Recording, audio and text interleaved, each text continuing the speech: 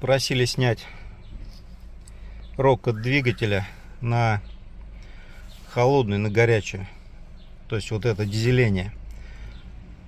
Значит, первое видео будет это на холодную, и второе видео будет на горячий мотор.